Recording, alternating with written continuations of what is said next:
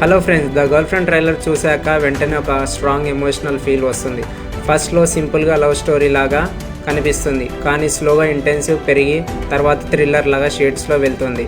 Story hit.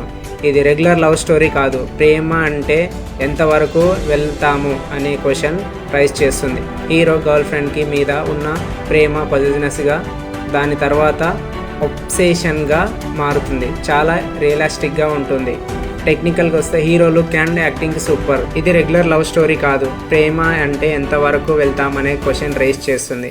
హీరోకి girl friend మీద ఉన్న ప్రేమ పొజిటివ్నెస్గా దాని తర్వాత అబ్సెషన్గా మాత్రం చాలా రియలిస్టిక్గా చూపిస్తారు. Hero look and acting super intensive and heroine emotional experience very న్యాచురల్గా ఉన్నాయి. బ్యాక్గ్రౌండ్ స్కోర్ టెన్స్ క్రియేట్ చేస్తుంది.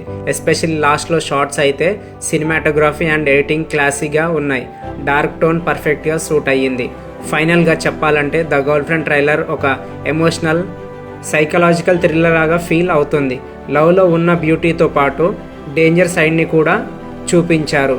ఓవరాల్గా చెప్పాలంటే ఎంగేజింగ్ ట్రైలర్ ఎక్స్పెక్టేషన్ని పెంచింది.